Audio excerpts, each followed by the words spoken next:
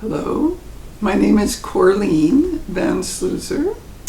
I'm an artist and a poet and a retired art therapist. And I want to read a poem and a prose that I wrote during the pandemic. So I first did a drawing of a lighthouse before I wrote the poem to the lighthouse. It felt like I just needed to keep scanning the world, scanning for answers. And the figure at the bottom is this kind of, embryonic shape in the lighthouse, trying to find my way, find out who I was in the presence of myself and in the presence of this plague. So the poem is called Home in the Lighthouse. Home is the lighthouse. The bulb burned out. The year went by with no replacement. I sat in the dark of my soul, awaiting, scanning the night sky, the horizon, and the sea for clues. Star configurations, forms with no names. Skeleton woman appears in the ocean's depths. I borrow a fishing pole, remembering my father's gift. A fishing rod in a pine box. I reel her up. Skeleton woman and I speak. She offers me a new skin. I birth myself in the bottom of my house, waiting for the light to return. And so, Skeleton Woman is it's a Inuit myth, an Inuit story that I think I read for the first time with Clarissa Pinkerton Estes, and Women Who Run with the Wolves.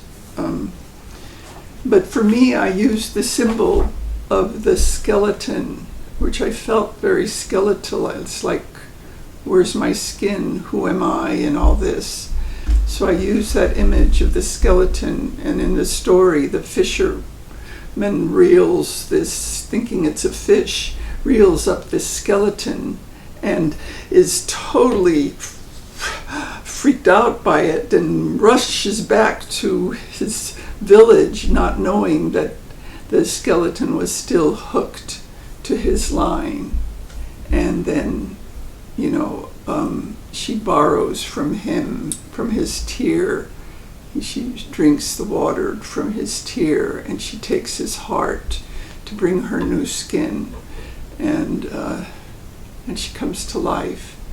But I wrote my own story about being the skeleton woman, which I'd like to read for you. Skeleton woman lay next to her fisherman lover. This time she did not drink his tear nor take his heart out of his body to fill her own. She sat at the edge of her bed crying her own tears that came from the ocean's floor. She felt at times that she would have to cry the width and breadth of its waters to free herself from grief. She sat at the edge of the bed empty, transparent, worthless. It took strength and courage to face the demons of her time.